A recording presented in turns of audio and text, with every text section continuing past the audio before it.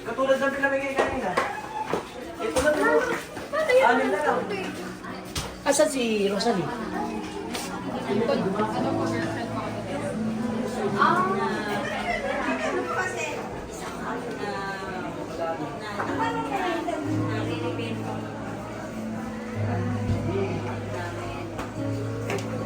Iyo, Nakakain si Russell. Ay, salamat po. Sana, magkakaroon ako ng talent ka mukhang... Salamat po. Wala akong talent sa ganyan. Opo, mga ulam.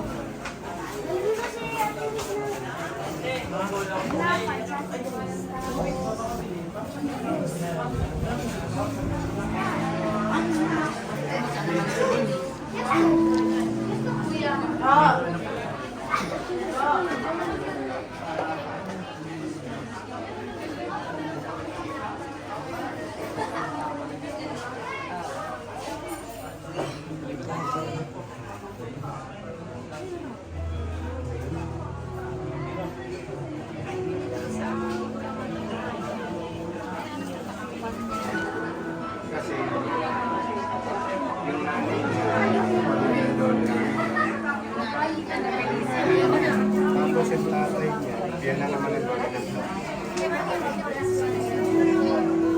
yung awali yung tatay niya tayo nila ang lola. Tapos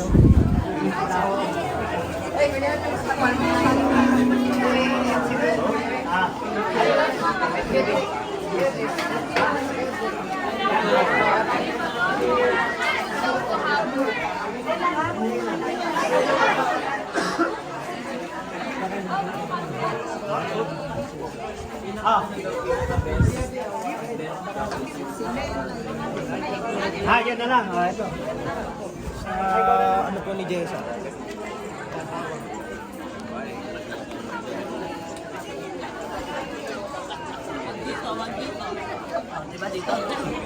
Ano po? Po ang mga kasama ni Tatay Eddie sa church ng ECC o Empowered by Christ Church. So doon po sila dumadalo tuwing araw ng linggo at nag-aaral, kasama-sama kami nag-aaral ng salita ng Panginoon. No? So ito po ay non-sectarian, kahit sino po pwede, basta yung salita ng Panginoon ang importante na marinig natin. And sabi nga ng Lord, sa kanyang salita, incline thy ears. So, yung ikiling lang natin yung ating pakinig sa kanyang mga salita at ang Panginoon ang siyang bahalang pumilo sa bawat isa sa atin. Amen po ba yun? So, ngayon po, bago tayo makinig o magbahagi yung ibang mga kapatid natin ng mga ilang testimony ng mga kasama ni Tata Eddie, tayo muna po ay umawit ng mga pasasalamat o mga awiting pagpupuri para sa Panginoon. okay, tayo. Ito yung naaalala ko sa Tata Eddie nung panahon na siya ay kasama natin. Lagi niyang inaawit mula noon, sabi niya, salamat sa iyo, Panginoon. Yung pasasalamat mula sa kanyang puso. Sige, alanghanin natin ang awit na ito. Salamat sa iyo, aking Panginoon Jesus. Ako'y ibig mo.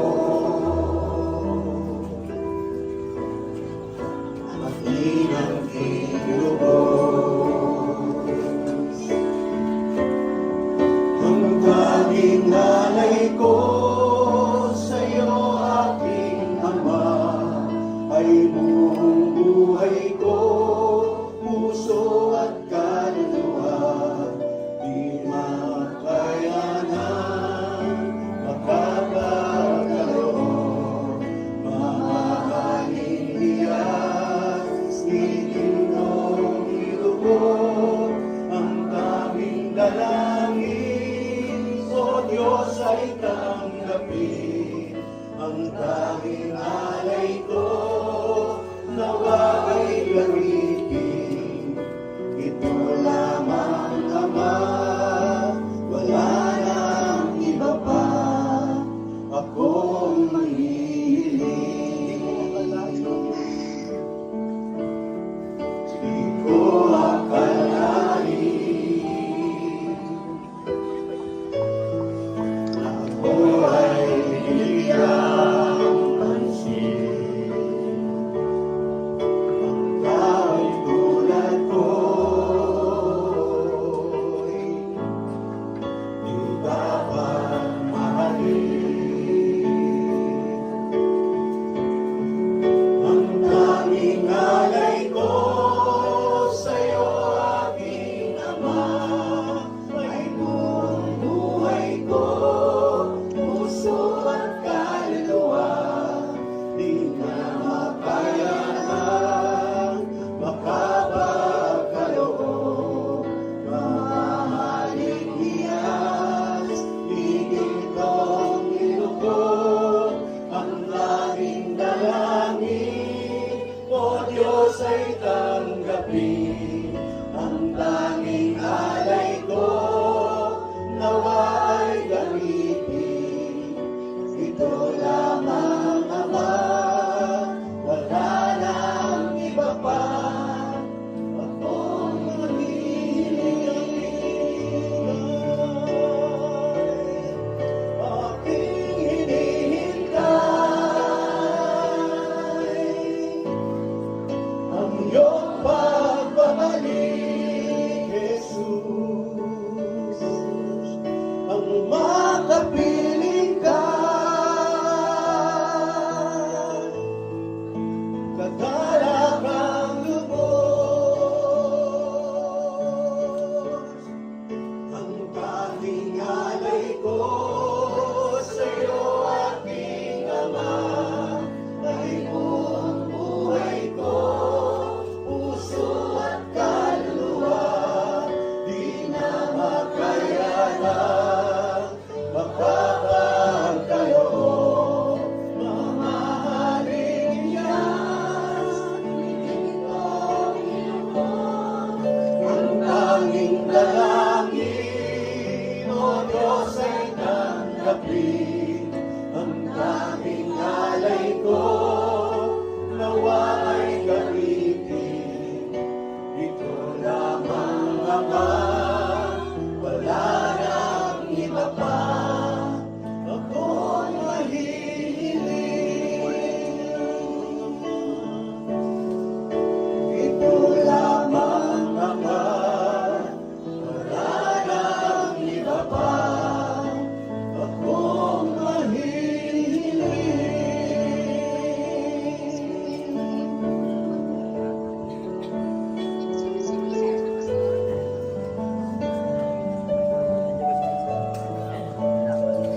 Ayan, sige po, makakaupo na po tayong lahat.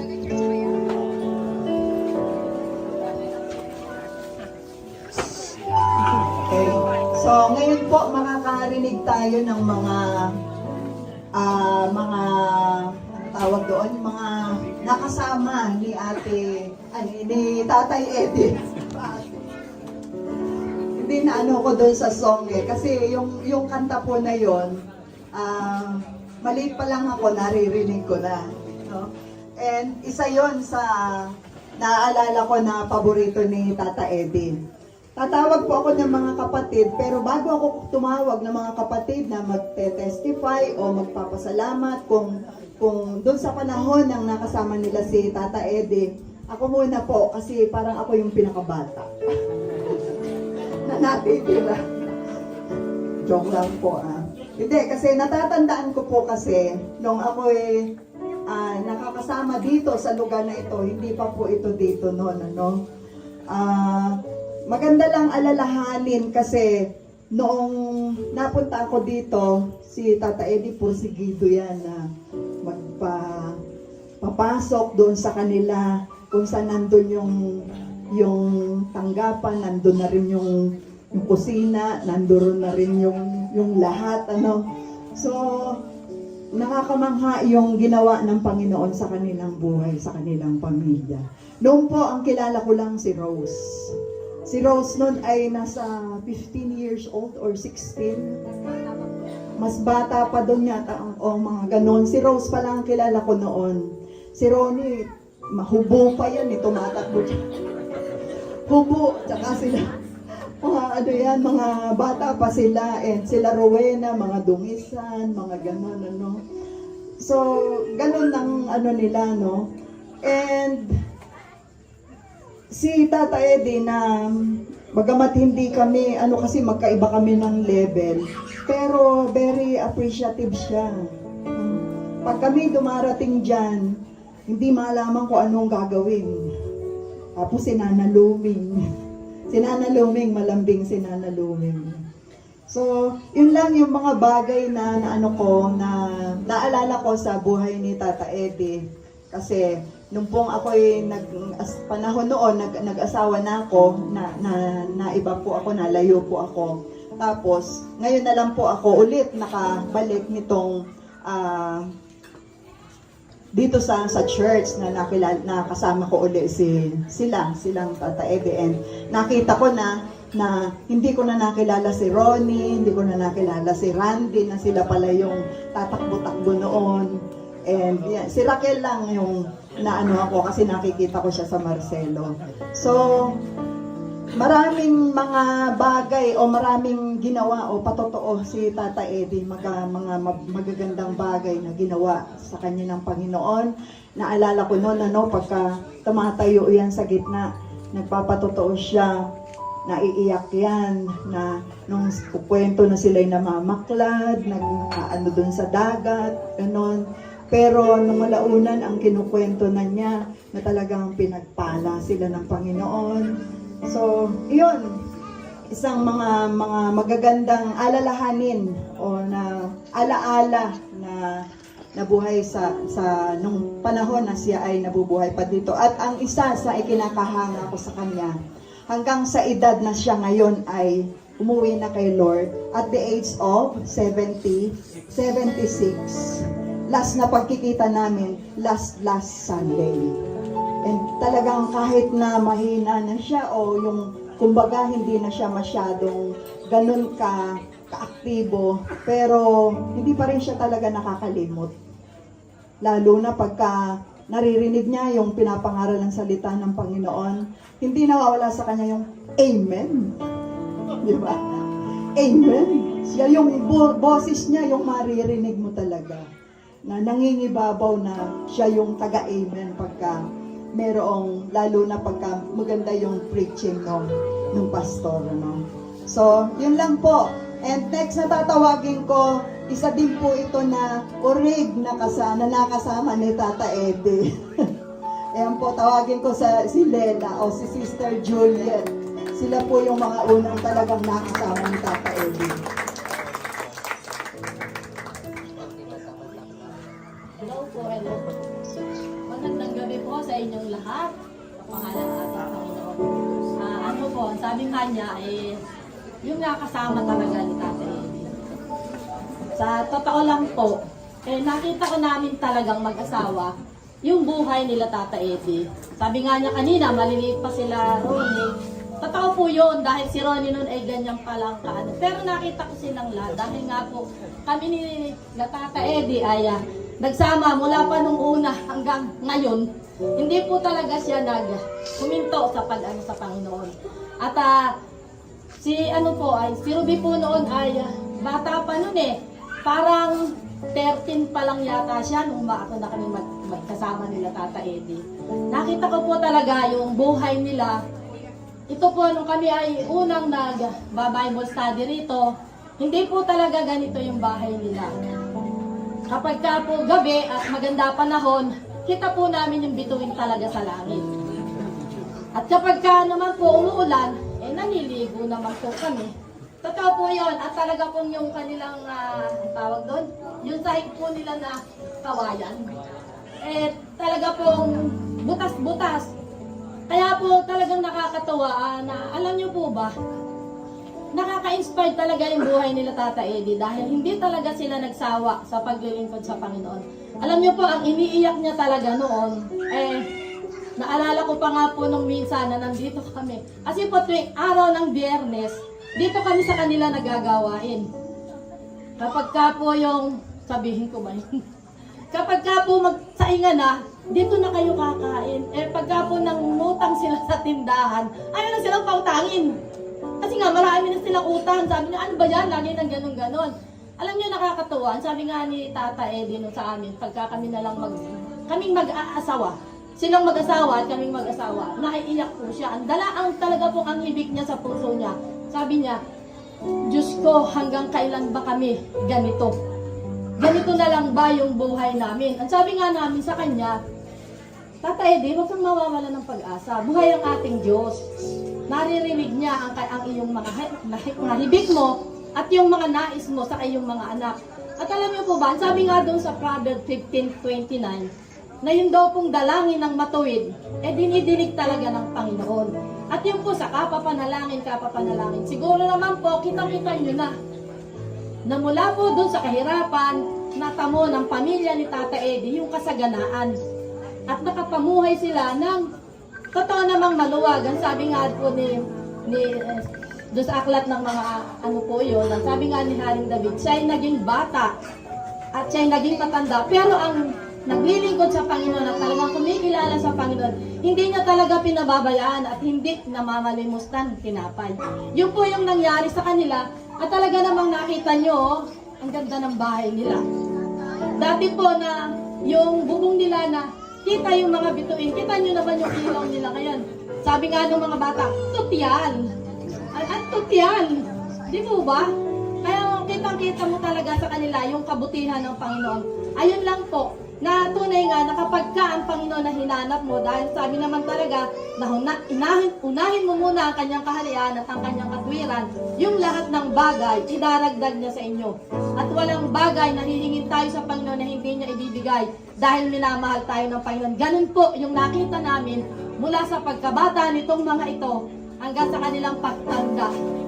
Nakita ko po talaga na ang Diyos hindi nagpabaya. Ganun po kung magmahal, ganun po kung magmalasakit ang Diyos doon sa mga taong sa Kanya ay umiibig. Kaya po, bagamat masakit dahil nga Tata Eddie ay nilisa na, hindi na siya makikita, ang katiyakan at ang kasiguruhan lang naman ay magkasama na sila ngayon ni Alfredo ko doon sa langit. Tunay nga po na magkasama na sila doon, kasama si Tata Carling, si Ate Lydia, at ang lahat ng mga anak ng Diyos. Salamat sa Panginoon. Sige po, palakpakan natin. Hindi na po ako magsasalita ng matagal kasi medyo old na rin tong aking tatawagin. Si Brother Joe. Siya na lang po ang natitira na medyo talagang kasabayan ni Tata Eddie. Magandang gabi po sa inyo lahat.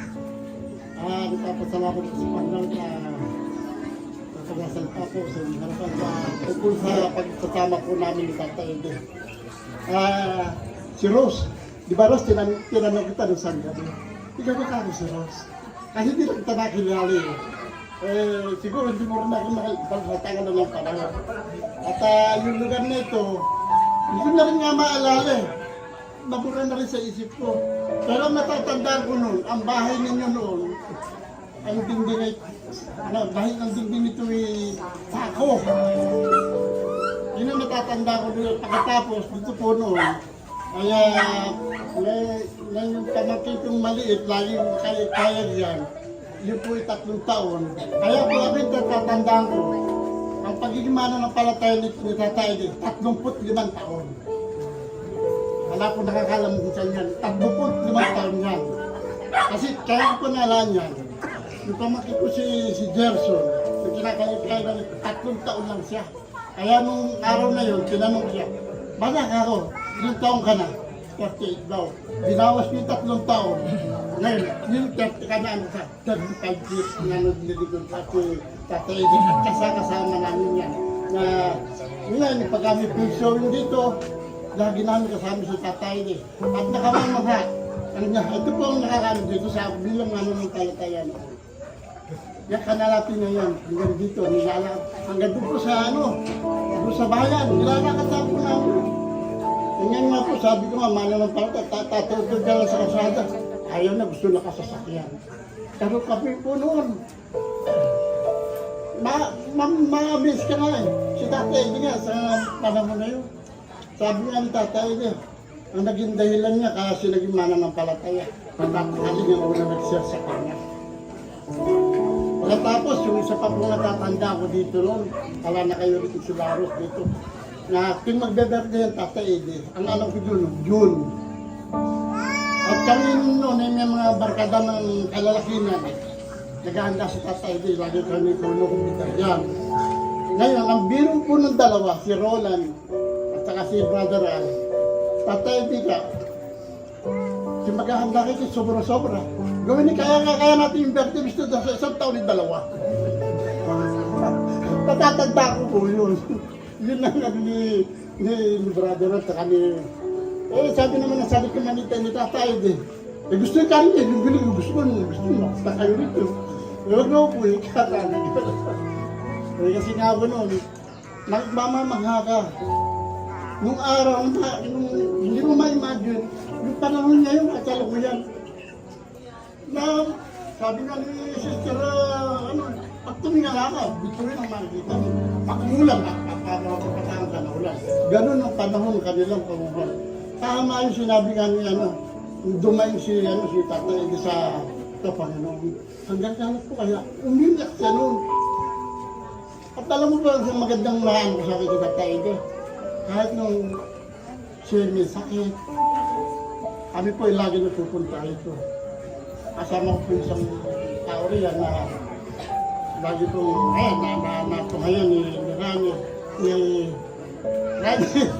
na pinupunta po namin lagi dito dyan. At nung naghahanap po siya ng iba kakakwentuhan, at pinakamaganda po isang na hindi ko makakalimutan sa kanya, sa inyong mga magkakapatid. Ang sabi niya, ang pinakakananais ko lang sa aking pamilya ay lahat ay makakilala at maglingkod sa Panginoon.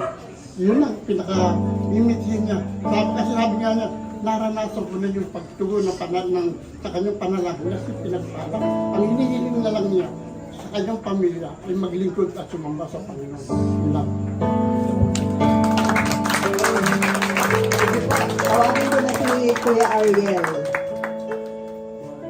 Last na po ito.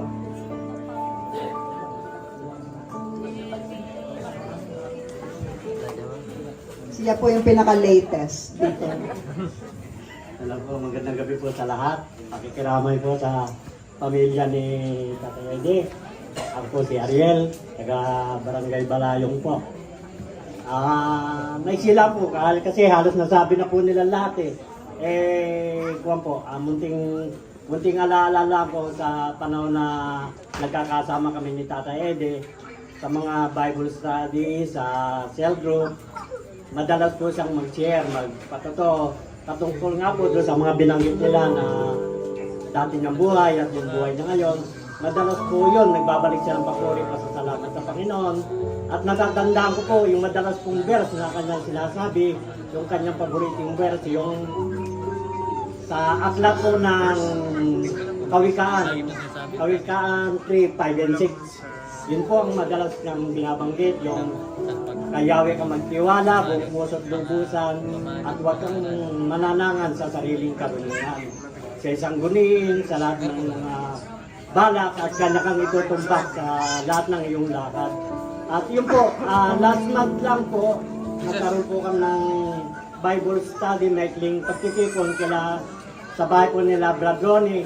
Nakasama po namin siya. At yun po, muli po, nagpatuto siya patungkol po doon sa mga bagay na tinanggap niya mula sa Panginoon. At yung po binanggit po niya yung verse nga niya na yun na lagi niyang sinasabi yung paborito niyang verse yun. Kaya nakakatuwa po si Tatay Eddie, lagi siya nagpapayo. Katulad po sa amin ng mga medyo bata-bata pa. Sabi niya, lagi kayong magtitiwala sa Diyos. Kasi kung ano man yung problema nyo, naranasan ko na yun. Kaya sabi niya, lagi kayong magtiwala sa Diyos. Yun lang po. narinig po natin yung ilang mga kapatid na nag-testify kung gaano kadakila yung kabuti yung ginawa ng Panginoon sa buhay po ni Tata Eddie. So, pansamantala po,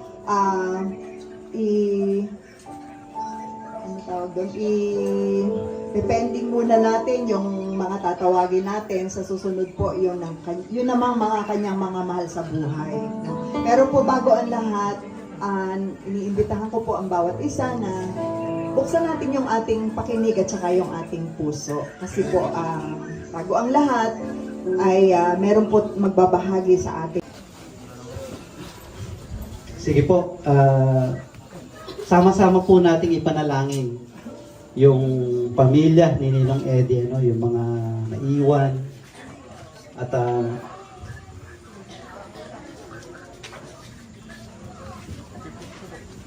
sige po, mapagpalang Diyos na makapangyarihan sa lahat. Marami pong salamat, bagamat malungkot, namimighati ang bawat ang pamilya na ito, Panginoon, dahil sa pagkawala ng aming mahal na si Ninong Eddie, ng kanilang tatay.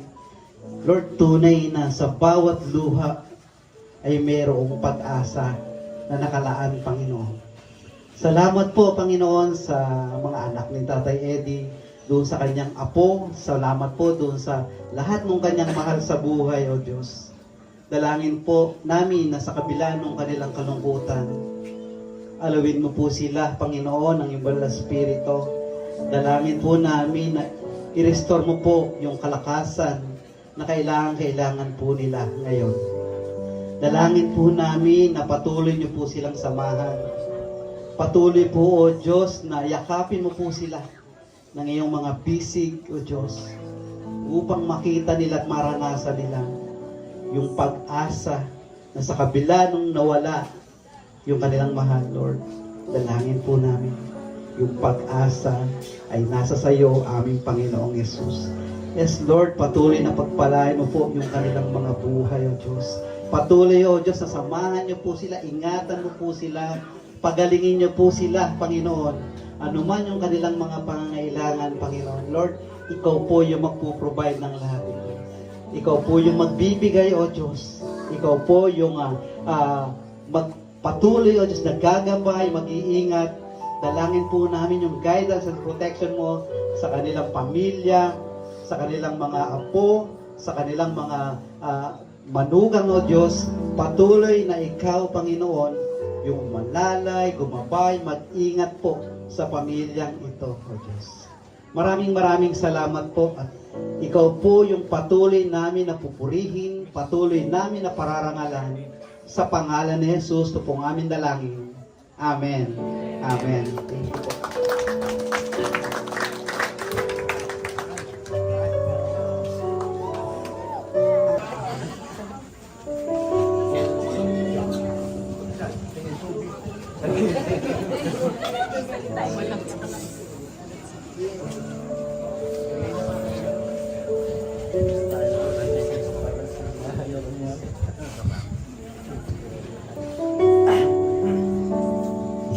Una po sa lahat, marami po salamat sa Panginoon dahil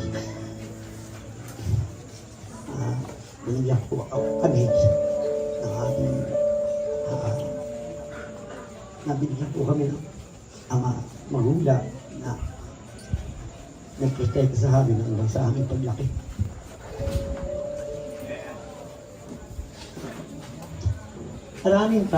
Marami po kami naranasang pagsubok sa buhay, paghihirap. Pero alam ko po sa tulong ng Panginoon, lahat nito nalampasan namin. Dahil binigyan kami ng Panginoon ng magulang na handa na magpayo ng tama kung kami nagkakamali, kung kami napapaliko. Natatandaan ko nung maliliit kami. Pag tumatakas kami, hindi kami nagpapaalam.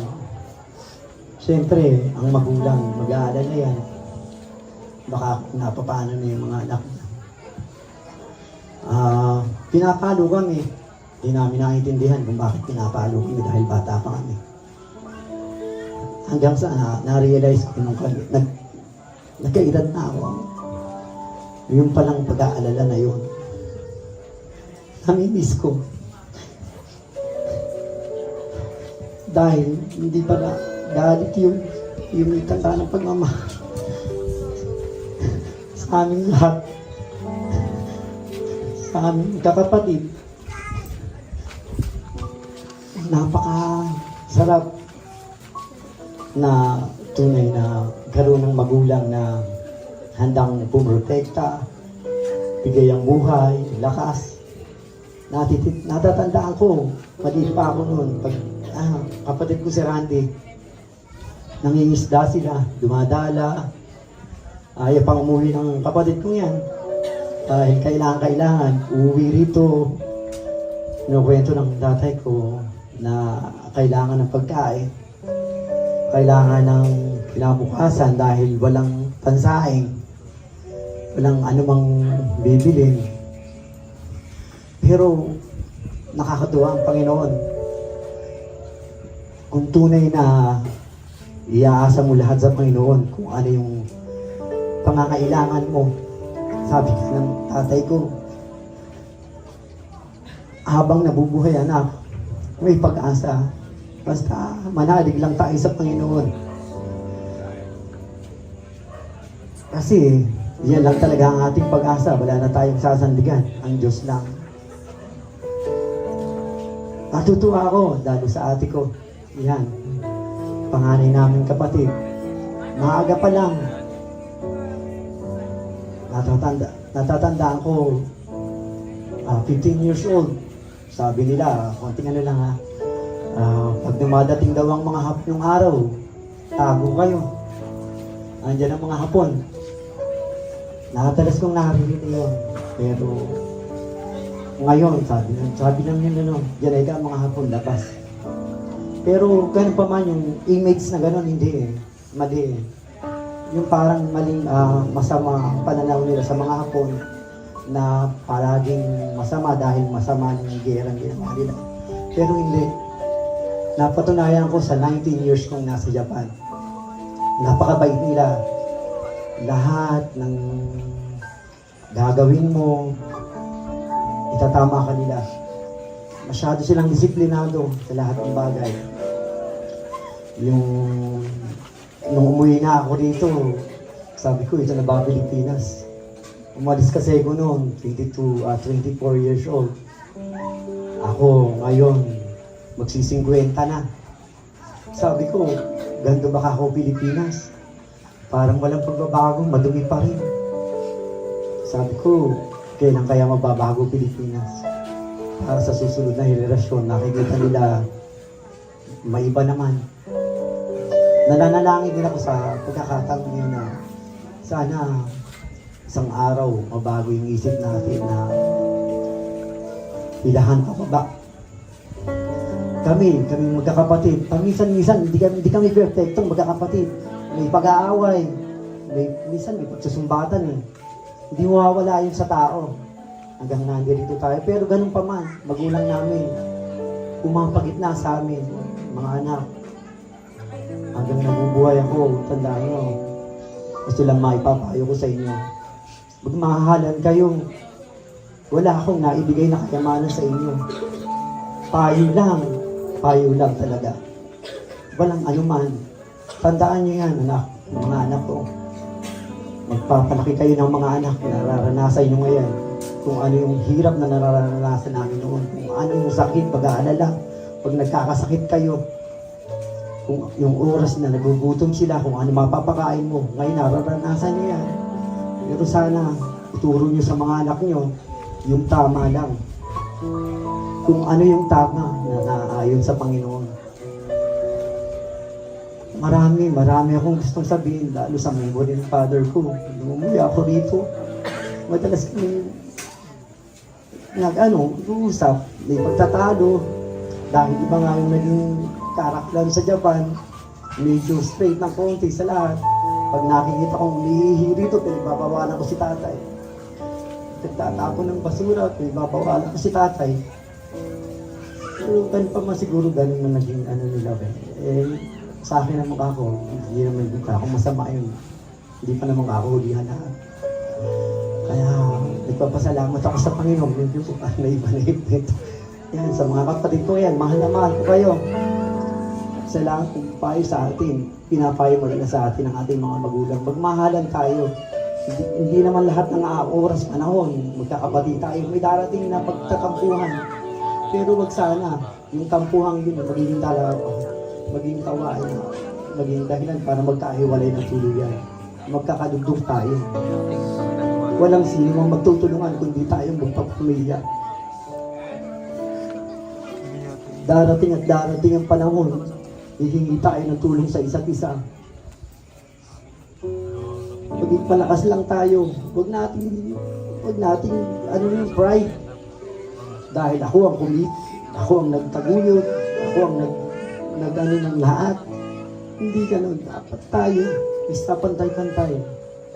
Pinalaki na tayo ng magulang natin ng maayos, na may sapat na pagpapayo. Sana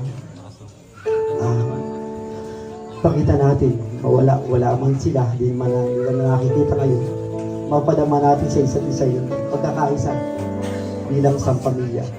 Bilang po, marami pong salamat sa inyo.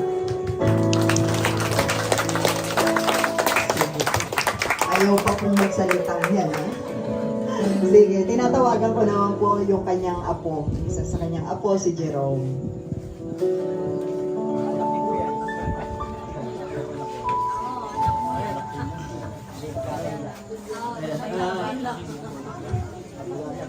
Maraming salamat po sa lahat ng pumunta dito para makita si tatay sa gabi-gabi niya. Lahat po ng nagpunta na nakarang araw, lahat po tayo nakaplusan ng buhay ni tatay. Kaya maraming salamat po kasi nakikita ko po, bawat isa po sa atin, meron po tayong memory na inaalala ngayong gabi. And sana, kahit yung katawan ni tatay, sabihin natin, wala na.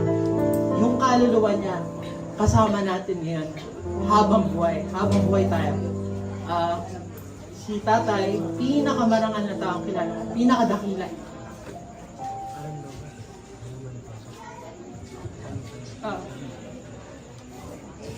Madalas lang naman ako pumunta dito, pero every time na nandito ako, wala akong maririnig, hindi pangaral.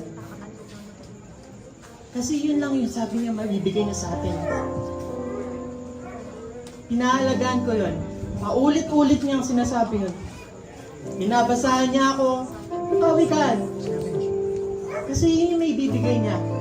E ngayon, habang buhay tayo, sa mga anak, magiging anak ko, magiging mga anak natin, lahat ng paghihirap na binibigay natin, lahat ng mga bagay na kinokolekta natin, lahat ng oras na nilalaan natin sa trabaho, sa gimmick, sa galaan, mapapansin nyo, sa bandang huli, walang kabuluhan, sa totoo lang.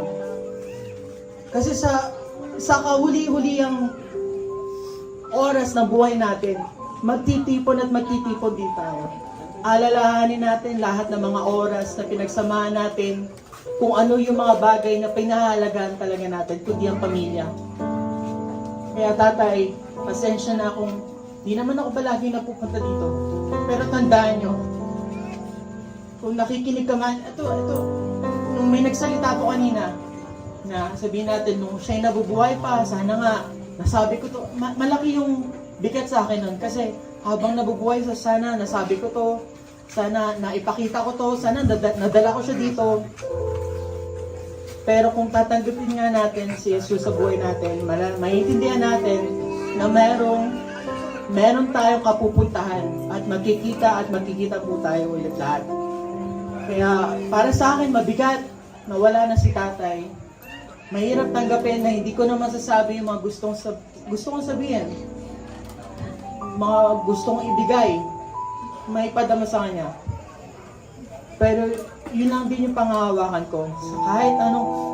Kahit saan tayo mapunta, kahit anong sakit makuha natin, kahit sino makasama natin, at kahit anong problema dumating sa buhay natin,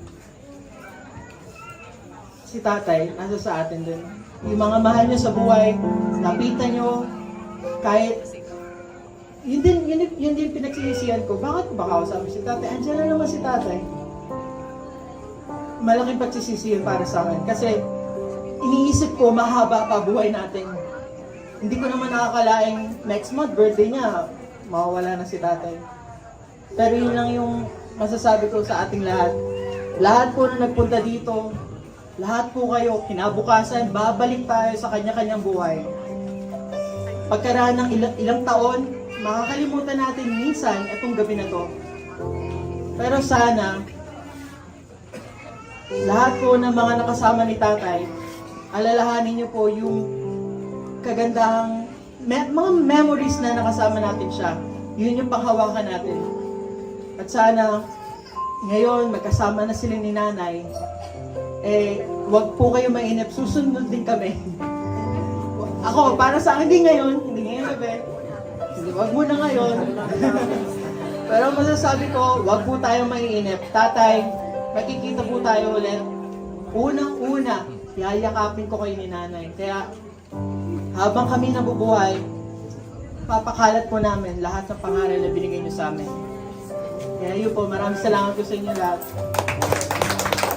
Sige po. Sino kaya mauuna? Okay, so gusto ko na tawagan din yung isa sa anak ni Tata Eddie, si Kuya Ruel. Ayan.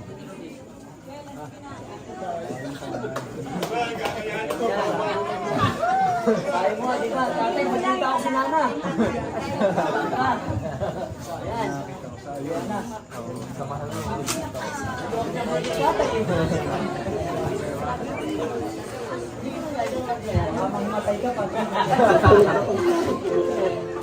Mga anak magulang.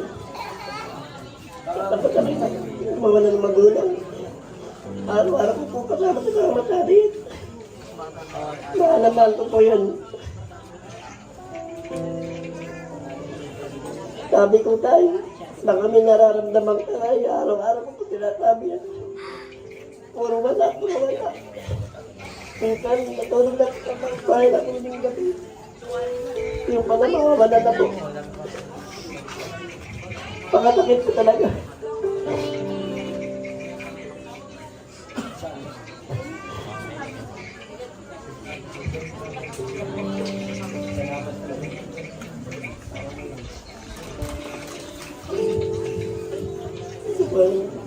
Paano na tatanda na mawala na.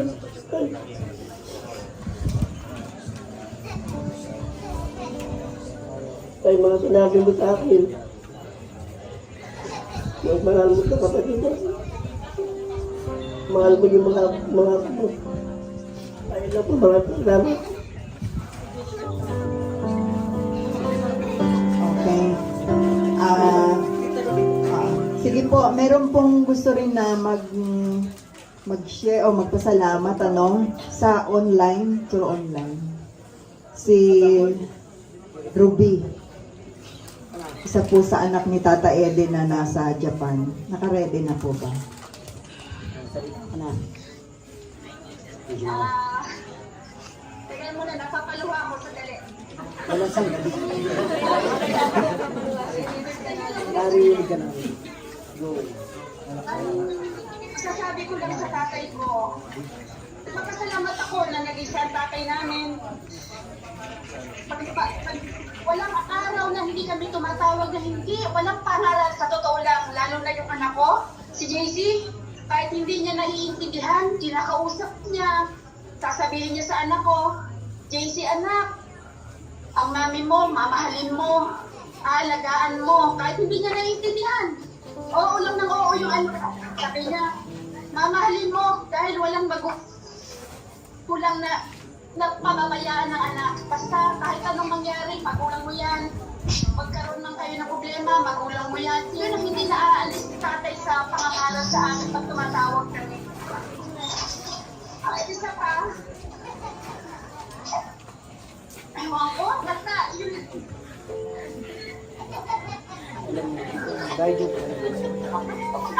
Tawag dito.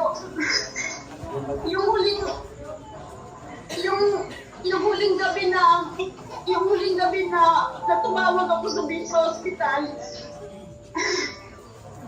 yung nakakanlong si tatay sa balikat ni kuya. Sabi ko, tay, ang ginawa lang ni tatay sa akin, ginawayan lang niya ako. Sabi ko, tay, sabi pa ng asawa ko, magaling na pala si tatay. Kasi nakakawali na, narinig yan ni kuya eh. Bigla, nagagaling na, sabi niya. Nung kumaway si tatay, sabi ko parang magaling na, pero yung bandang huli, nagugulat na lang ako, nire-revive niya ng doktor si tatay, sinasabi ni kuya na nawala na. Sabi ko, parang hindi ko natanggap nung gabi na yun. Sabi ko, akala ko okay na yung kinakawalan kami mag-asawa nung gabi na yun eh. Yung ulo ni tatay na doon sa balikat ni kuya habang kumakaway siya sa amin. Sabi ko, akala ko okay na eh. Yun na pala pinakalas na kaway niya sa akin. Papasalamat ka rin ako sa Diyos sa loob ng 76 years na naging ama namin siya. Salamat din ako kasi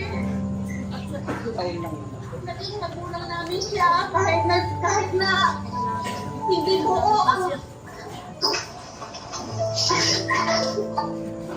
kahit na hindi kami hindi ang tagal namin hindi nagkasama, magkakapatid. Wala kami sa niya. 2019, ang lahat na uwi ko, kasama namin si Norica. Mula mo nang pumasa ng COVID, hindi na ako nakauwi. Hanggang sa nakarating dito si tatay, hanggang sa nakauwi. Wala, puro pangaral ang ginawa sa amin ni tatay. Hindi kami nababagot sa pangangaral niya, hindi nawawala talaga ang pangangaral niya, maski sa mga anak namin na hindi naman nila naiintindihan kung ano sinasabi ni tatay. Puro pangaral. Galing na sila kila Kenta, kila Norica, mahalin yung magulang nyo, kay JC, mahalin mo mami mo. Mami mo yan, kahit anong mangyari, mami mo yan. Hindi nawawala kahit hindi naiintindihan ng mga bata dito. Yun lang po gusto kong i-share sa tatay ko. O siguro, kung bibigyan ko pa talaga ng pagkakataong mamili pa ng magulang, magpipili ko talaga ang tatay ko. Ang nanay ko, silang dalawa, kahit madalas silang nag-aaway, sila pa rin talaga, walang ibang magulang, kundi sila pa rin talaga. Si tatay. Ay, alam nila yan. Kahit hindi tayo pwede nag-aaway-away tayo, nag-aaway-away mga magulang natin. Sabi ko, basta ang sa akin lang, kapit sa tatay ko kahit anong mangyari, kahit sabihin ng mga dyan na nag-aaway, ay, wala akong pakialam. Sa pangahalan pa lang, mabuhay na ako sa totoo na lang. Yun lang po, salamat po. Okay, salamat po, Miss Cindy. So, ngayon po, ang tatawagin ko naman isa sa apo ni Tata Eddie ulit, na malambing kay Tata Eddie. Tinatawagan ko na si Rachel.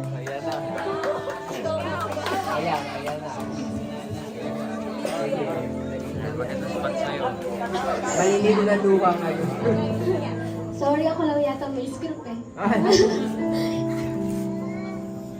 Hello everyone, I'm one of the apo ni tatay, kay Papa Ruel. Mag-share po ako ng some experience with tatay. Habang kasama ko siya sa bahay. Masasabi ko po na, kung papipiliin ako kung sino ang gusto ko maging tatay, lolo, si tatay pa rin po ang pipiliin ko. Bakit? Bakit hindi? Parang mayor yan eh.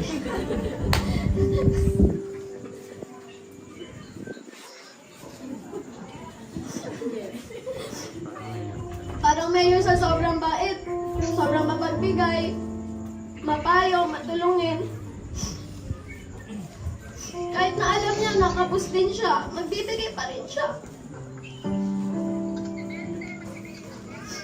Iyak tawa pa rin ako kapag naiisip na wala na si tatay. iyak kasi no more. Hilutin mo nga yung pa ako, namamanid na naman.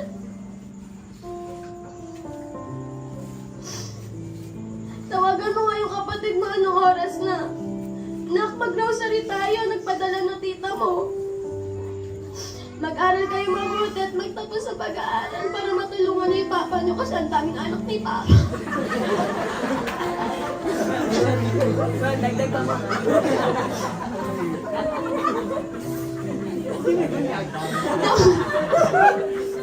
Isipon ko.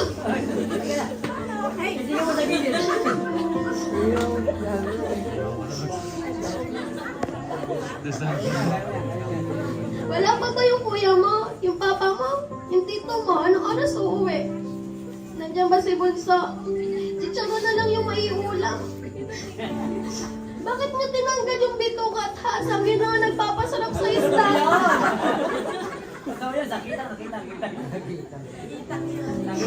Ho? Hindi pa panis yan. Sayang. Say, kumain ka na. Bakit hindi ka pa kumakain? Tayang init. Buksan mo yung aircon. Huwag kayo mag-away magkapatid kasi kayo lang din ang tutulungan sa uli. Tatay, bless mo. Tatay, alis na ako. Pakagabi na ako makauwi. Tatay, bye-bye. Kumain ka na dyan. Huwag ka puro lakad. Baka madulas ka. Ang init tatay. Naglalakad ka na naman pabayan. Tay, penging 20.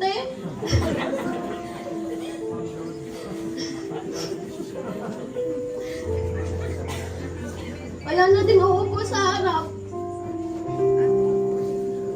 Sa harap ng gate na nagpapalipas ng oras. Naghihintay umuwi yung anak niya tsaka yung mga apo niya. Masaya naman dahil hindi niya siya nahihirapan. Wala na siya nararamdaman na sakit. Wala na siyang iniinda. At kasama na niya si nanay ngayon. Isa din po sa mga pangalan niya sa amin yung Bible verse na sa Kawikaan 3 verse 5, Kayaway ka magtiwala buong puso at lubusan at huwag ka manunangan sa sarili mong karunungan. Sa lahat ng iyong gawain, siya ngay alalahanin upang ikay patnubayan sa iyong mga tatahakin. O diba all in? Natatawa pa rin ako kapag naalala yung nung nagbaha ko dito. Naglilinis kami. Tapos ang pinalilinis din ni tatay, tubig baha. Sabi ko, Tay, paano malilinis yan? Baha din pinalilinis mo. Sabi, hindi, malinis yan. Sabi ko, tikman mo nga. Ang gawa niya, eto, kinanyawan niya yung baha. Pero ito yung tinikman. Joker. Meron pa, yung electric fan niyang maliit na nabili niya ng 20 pesos. Kung mahal na mahal niya yun. Nagagalit pa sa mga bata kapag nasisira. And lastly, ang sabi niya ayaw niya sa aso. Pero nung nahulog si Mochi dun sa kanal, lumusot sa tubo doon, pumunta po ako dito kay Daddy. Tapos, ang ginawa ni tatay, sabi niya ayaw niya sa aso, di ba? Tinakpan niya yun. Para hindi na mahulog si Mochi.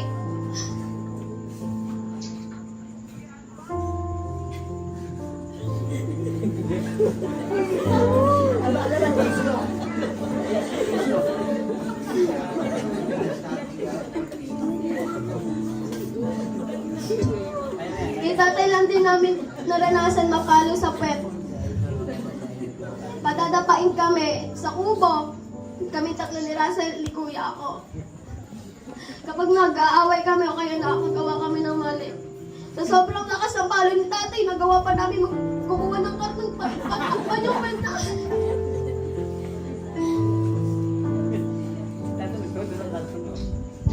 Meron pa yung kapag nag-aaway kami ni kuya, pinaluhod kami ni tatay sa munggo.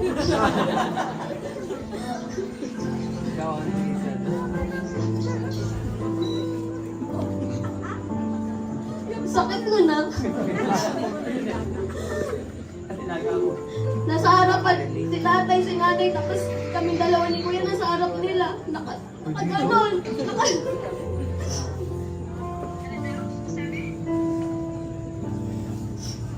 Para lang magtino kami.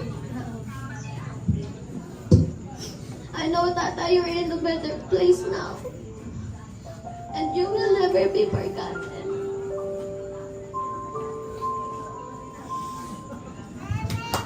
Amen. Tawagin ko na si Resty.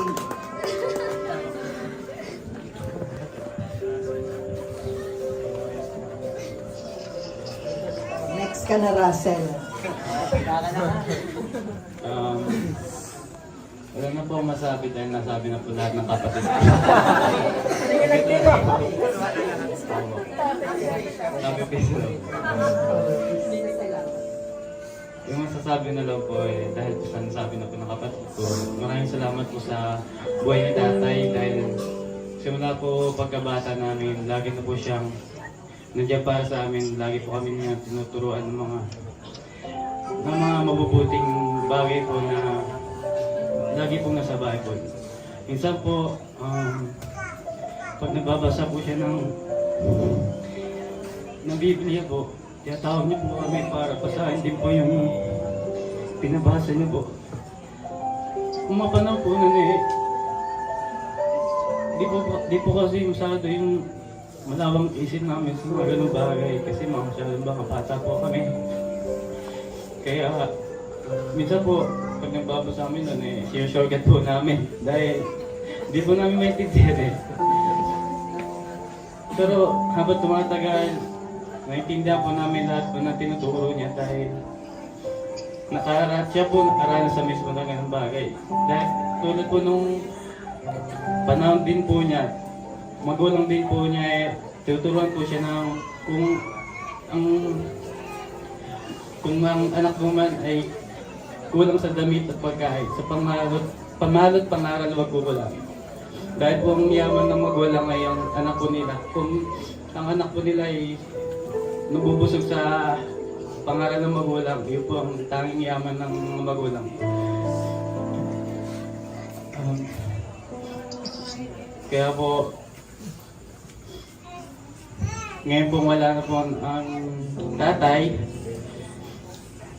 mananatili po sa amin ang kanyang mga aral at mga turo. Kailangan po.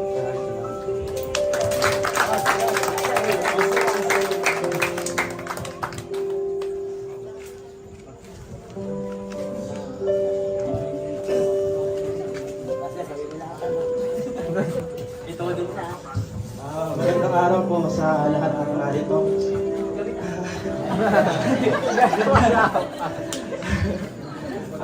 Ayun nga po, siguro si Ate Princess, nasabi niya na rin po lahat, pero ngayon po, nais ko lang po na magpaalam kay tatay.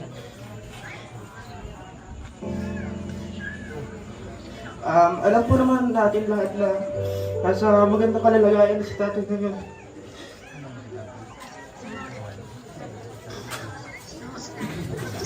Tay, kung nasa naman po, salamat sa pagmamahal, pagnubay, mga karin mo sa amin. Tagay, manyanatili po yung mga karin mo sa amin. Yung presensya na po, hindi po mawawala sa amin. Si tatay po kasi yung tipo na kahit wala na po, todo pingit pa rin po siya sa iba. Maikwento lang po, tuwing linggo po, wala pong palya yung linggo-linggo. Pupunta po yun sa amin. Tatanungin po ako, nak, sasama ka pa.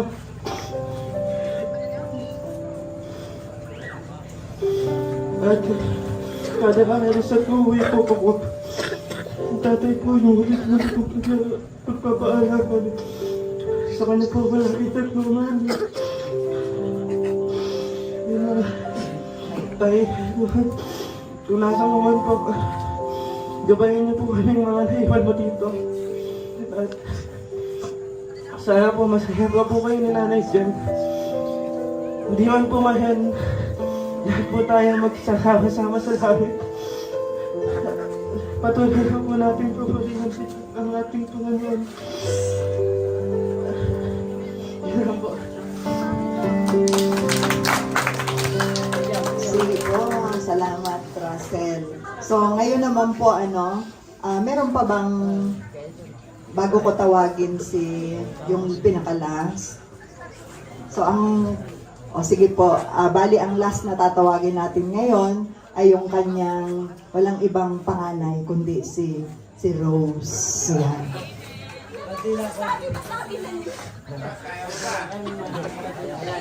Hindi na ako marunong mag-Tagalog. Gising mo, haponin mo. Para sa kanila. Dadasin kami. Medyo sexy lang. Dadasin yan ang ating mga handa. Oh, magandang gabi po sa inyong lahat. Ako po ang tatanungin. Ako po yung panganay. Ako po yung pinakamaraming memory sa aking ama. Ako po yung nakakita ng kung gaano kami kahirap, kung gaano kami pintasan ng mga tao na nakapaligid sa amin. Kahit na ayaw nila ako, ayaw ni tatay na umalis sa tabi nila, mag-asawa. Pero kailangan ko talaga, sabi ko tayo, paano tayo aahon sa hirap? Ito lang yung paraan. Kasi pag dito sa Pilipinas, kailangan may pinag-aralan ka kahit nung panahon na yun. Pero dito sa pupuntahan ko, mag-aral lang ako ng salita nila. Kahit natakot ako dahil sa mga matatanda, lalo na sa lolo ko na sabi ng lolo ko, huwag kang pupunta sa bansa na yun dahil hindi na ako pabalik ng buhay dito sa Pilipinas. Pero ganun pa man, sa sobrang hirap,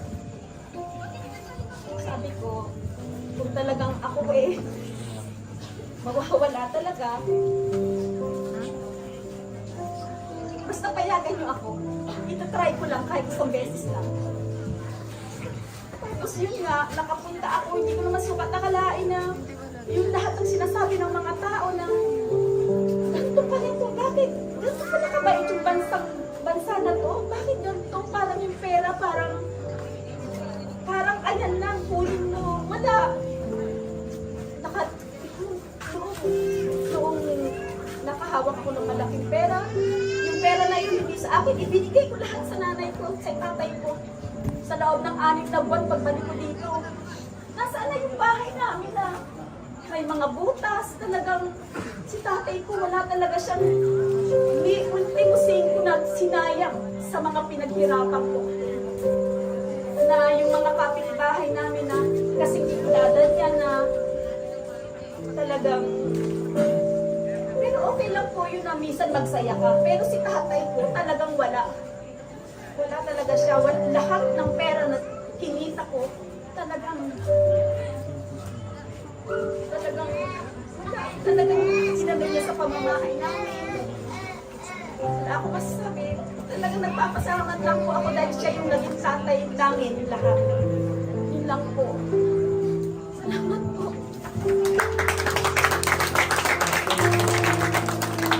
Sige po, at bilang panghuli po at pagtatapos natin na nasaksihan natin kung gaano kabuti ang Panginoon sa buhay ni Tata Eddie at maging sa kanyang buong pamilya. Mula noon hanggang ngayon, ang Diyos talaga ay tapat. Siya nga po ba? At talagang hindi natin kayang isipin, pero nangyari yung kalooban ng Panginoon talagang mabuti, no, sa lahat ng mga nananalig talaga sa Kanya. Sige po, so bilang patuloy na pasasalamat natin, tumayo po tayong lahat, awitin natin yung dakilang katapatan.